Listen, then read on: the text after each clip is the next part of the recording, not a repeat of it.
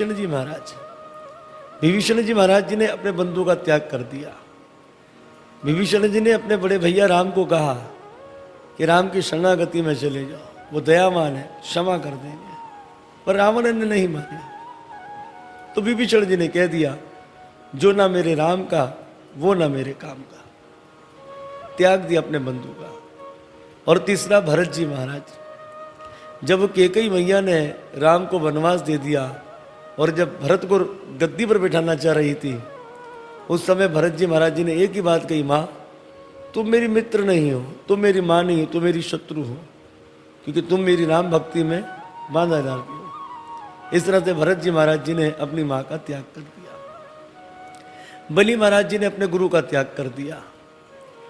जिस समय भगवान वामन अवतार लेकर बलि के राज्य में आए और शुक्राचार्य जी ने अपने दिव्य नेत्रों से सब कुछ देख लिया था, तो शुक्राचार्य जी ने कहा, हे बलि, ये भगवान है, इसे मत। और बलि महाराज जी ने अपने गुरु की नहीं मानी। तो गुरु की बात को नहीं मानना ही गुरु का त्याग हो जाता है। इस तरह से राजा खटमांग को जब पता लगा कि मेरी मृत्यु में केवल 2.5 घड़ी है, तो उन्होंने स्वर्ग का त्याग कर दिया। क्यों किया स्वर्ग का त्याग? क्योंकि स्वर्ग उनकी मुक्ति में बांधा हो सकता था। तो इस तरह से भगवान ऋषभ देव जी हमें शिक्षा देते हैं कि जो लोग आपकी भक्ति में बांधा डाले, आपको ना आगे जाने दे, तो वो आपके शत्रु है। इसलिए उनका त्याग करना ही सर्वश्रेष्ठ बताया गया। इस तरह से सुंदर ज्ञान का उपदेश भगवान ऋषभ देव जी ने अपने बच्चों को दिया। आगे चलकर भगवान ऋषभ देव जी का मन राजकाज में नहीं लगता था। तो भगवान ऋषभ देव जी ने विचार किया कि जब तक हम संसार के मतलब के हैं, तो संसार हमें छोड़ने वाला नहीं। इस तरह से श्री ऋषभ देव जी जानबूझकर पागल बन गए, पत्थर लेकर मुंह में घूमते थे। इस तरह से अब जनता श्री ऋषभ देव जी से दूर हो गई। क्यों दूर हो गई? क्योंकि ऋषभ देव जी ने ही जनता को अपनी तरफ से दूर किया, क्योंकि जानबूझकर पागल बन गए। इस तरह से श्री ऋषभ देव जी के पास एक दिन 8 सिद्धियां थी। तो ऋषभ देव जी ने उन सिद्धियों का त्याग कर दिया। राजा परीक्षित ने कहा, हे सुखदेव गोस्वामी, लोग इन सिद्धियों के पीछे पागल हुए घूमते हैं, तो ऋषभ देव जी भगवान ने इन सिद्धियों को क्यों त्याग दिया? तो श्री सुखदेव गोस्वामी जी कहते हैं, परीक्षित, पहले तो ये मीठी मीठी बातों में सिद्धियां अपने और फंसाती हैं। क्या कहती है मानव को कि हमें अपना लो, लोगों का भला करो, कल्याण करो। फिर आगे होता क्या है, जब ये जीव इन सिद्धियों को अपना लेता है, फिर उसे घमंड हो जाता है। वो कहते ना कि माँ ने बढ़ाई जब से आई, तब से किस्मत फूटी, स्वामी स्वामी भजने लागे, लगन राम से छूटी। तो मान बढ़ाई जब आ जाएगी, हम स्वामी बन जाएंगे। तो स्वामी तो केवल राम है, और तो कोई राम जी के अन्यथा कोई स्वामी हो नहीं सकता। तो इस प्रकार से श्री ऋषभ देव जी ने भी इन सिद्धियों को ठुकरा दिया। अब ये सिद्धियां होती क्या है भक्तों, ये ध्यान देकर सुने। तो सबसे पहली सिद्धि होती है अणिमा। अणिमा का अर्थ होता है छोटा हो जाना। दूसरी सिद्धि होती है महिमा, इसका अर्थ होता है बड़े हो जाना। तीसरी सिद्धि होती है गरिमा, यानी कि भारी हो जाना। और चौथी होती है लघिमा, यानी कि हल्का हो जाना। 5वीं सिद्धि होती है प्राप्ति, यानी कि सभी वस्तुओं को प्राप्त कर लेना। और छठी होती है एक प्रकामय, यानी कि जो भी इच्छा हो उसे प्राप्त कर लेना। 7वीं सिद्धि होती है अशित्व, किसी भी मृत्यु को जीवित कर देना। और 8वीं होती है वशितत्व, यानी कि सभियों को वश में कर लेना। इन सिद्धियों को श्री ऋषभ देव जी ने त्याग कर दिया। इसी तरह से भक्तों होता ये था कि श्री ऋषभ देव जी जो थे, उस समय लोग ऋषभ देव जी पर मलमूत्र कर देते थे, थूकते थे, पर ऋषभ देव जी उनकी परवाह नहीं करते थे। और आगे चलकर श्री ऋषभ देव जी जहाँ मल करते थे और अपने मल को अपने अंग पर लगा देते थे। हे परीक्षित, ऋषभ देव जी के मल की सुगंध 40 कोस तक आती थी। 40 कोस। तो भक्तों 7 कोस जो है वो 21 किलोमीटर होता हैगा। तो आप हिसाब लगा सकते हैं कि 40 कोस तक ऋषभ देव जी के जो विष्ठा थी उसकी सुगंध आती थी, दुर्गंध नहीं आती थी। अब आप विचार करोगे कि ऋषभ देव जी के मलमूत्र की दुर्गंध क्यों नहीं आती थी, तो कहने करती है भक्तों कि ऋषभ देव जी स्वयं भगवान है। तो भगवान का शरीर होता है सच्चिदानंद, तो भगवान का मल भगवान, भगवान का थूक भगवान, तो भगवान की एक चीज भगवान ही होती है कि इस तरह से श्री ऋषभ देव जी के मल की 40 कोस तक सुगंध आती थी। आगे चलकर श्री ऋषभ देव जी महाराज जी वन में गए। उस समय जंगल में आग लग गई और आग लगने के कारण श्री ऋषभ देव जी उसी वन से अंतर्ध्यान हो गए। अब हुआ ये कि राजा हरियत, इन्होंने जब ऋषभ देव जी को देखा तो ऋषभ देव जी की नकल करी और जैन धर्म को लेकर आ गए, एक नागा परंपरा लेकर आए। शिला प्रभुपाद जी महाराज जी कहते हैं कि नागा परंपरा हम में नहीं है, ये सब लोग जो है श्री ऋषभ देव जी की नकल करते हैं। ऋषभ देव जी नागा बाबा क्यों बने? ऋषभ देव जी ने अपने आप से लोगों को दूर करने के लिए अपने वस्त्र उतारे थे। ऐसे ही कुछ आचार्य टीका करते हैं कि जब श्री ऋषभ देव जी पागल बन गए थे उस समय एक स्त्री ने उन्हें पागल बाबा समझकर भोजन करवा दिया और उनकी कामना पूर्ण हो गई। अब तो महाराज स्त्रियों की लाइन लग गई ऋषभ देव जी के पास भोजन कराने के लिए, इसलिए ऋषभ देव जी ने वस्त्र उतारा। क्यों? क्योंकि अब लोग मुझसे दूर हो जाए। पर यहाँ पर इस राजा ने क्या किया कि जैन धर्म को ले आया और नागा परंपरा लेकर आ गया। तो हमारा नागा परंपरा से लेना देना कुछ भी नहीं है। और मैं एक बात आपको और बताता चलूँ, क्योंकि लोगों के मन में संशय होगा कि सुखदेव जी भी तो नागा बाबा थे। हाँ, सुखदेव जी नागा बाबा थे जब तक सुखदेव गोस्वामी जी ने श्रीमद् भागवत को अध्ययन नहीं किया था। तो जब श्री सुखदेव गोस्वामी जी ने श्रीमद् भागवत को अध्ययन कर लिया उस समय श्री सुखदेव गोस्वामी जी लंगोट बांध कर रखते थे। वैसे तो उनके अंग पर कोई वस्त्र नहीं होता था। यहाँ तक सुखदेव गोस्वामी जी की ना तो जनोई थी और ना तो शिका थी, तो वो कहीं पर भी गिठान से बंधे हुए नहीं थे। अब जैसे शिका होती है उसमें भी गिठान होती है, यज्ञ पवित्र होता है उसमें भी गिठान होता है, अब लंगोट में भी गिठान होती है। पर हुआ क्या, इन्होंने लंगोट कब धारण करी? जब भागवत को अध्ययन किया तब इन्होंने लंगोट पहन लिया, इसलिए वो नागा बाबा नहीं थे। तो इस प्रकार से हमें शिक्षा लेनी चाहिए कि इस तरह से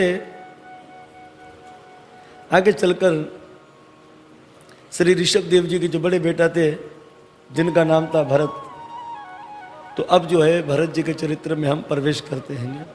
तो भरत जी का चरित्र आता है श्रीमद् भागवत महापुराण के 5वें स्कंद के 7वें अध्याय से।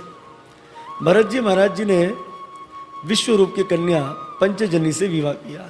इनके 5 पुत्र हुए, सुमति आदि।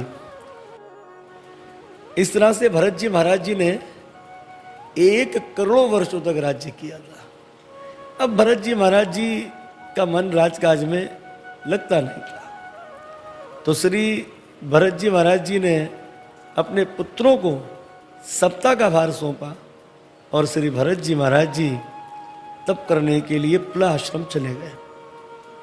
अब पुला आश्रम जो है भक्तों ये आता है नेपाल में, जहाँ गंडकी नदी बहती है।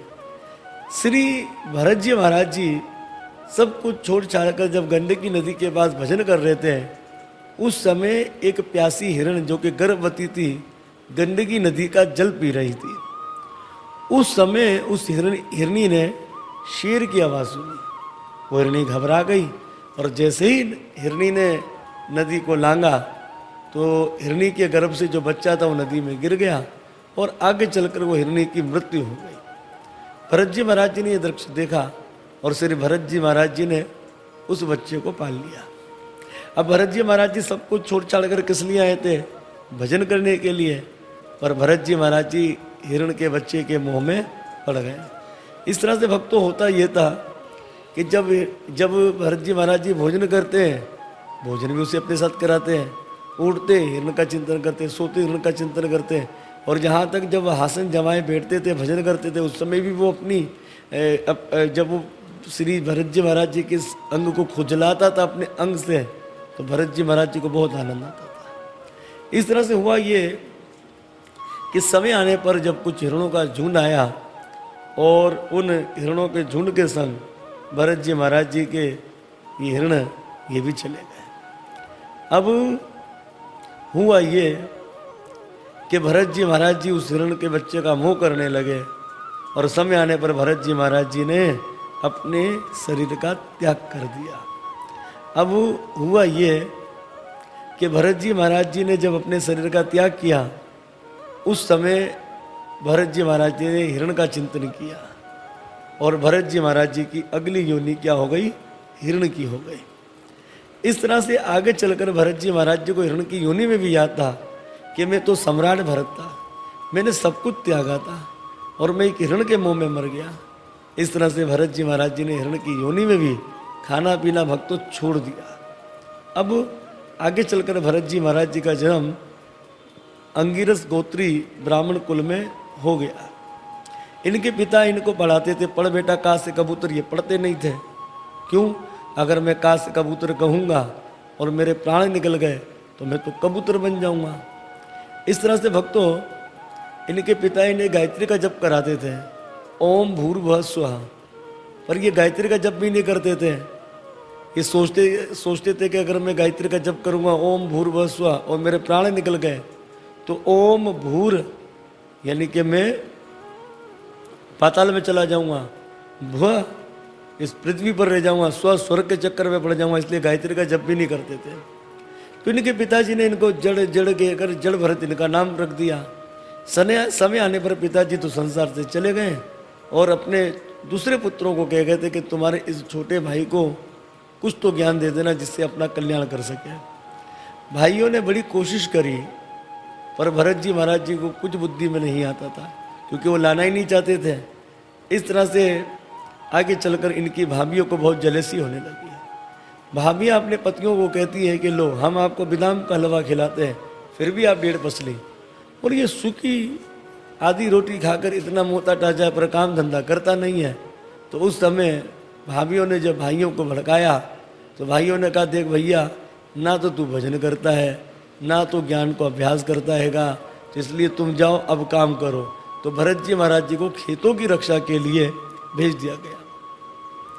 अब भरत जी महाराज जी खेतों में विचार करें कि मैं किसे रोक टोक करूं, क्योंकि खेत भी हरि का है और चिड़िया भी हरि की है।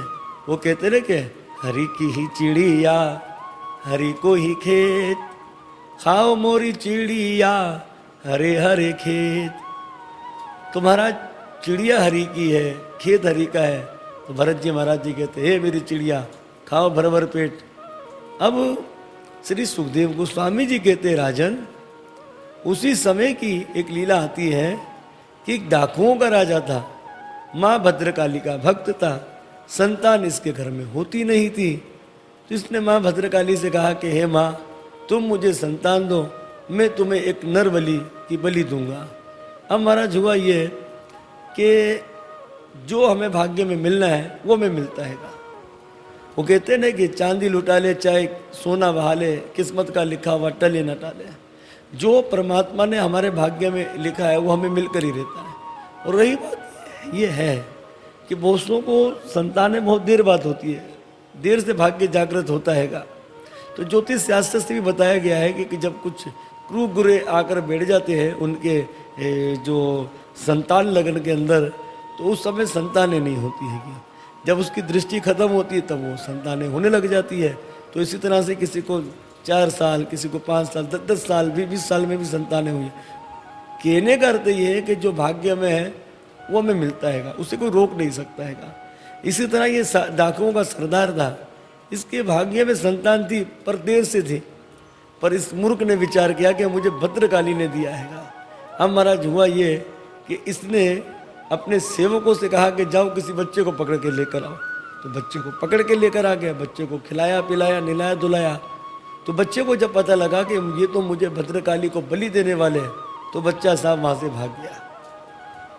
इस तरह लगभग अमावस्या में 2 दिन रह गए थे और डाकुओं का सरदार अपने सेवकों पर क्रोधित हो गया। अरे मूर्खों, तुमसे एक बच्चा ना समझा, अरे मैं भद्रकाली मैया को क्या मुंह दिखाऊंगा, अरे 2 दिन बाद तो अमावस्या है। उस समय सरदार ने कहा जाओ किसी को ढूंढ कर लेकर आओ। इस तरह से सेवक ढूंढते ढूंढते गए भक्तों। हुआ ये कि खेतों में श्री भरत जी महाराज जी में दृष्टि पड़ गई। अब बड़े प्रसन्न हो गए ये लोग, बोले माँ काली भी खुश हो जाएगी क्योंकि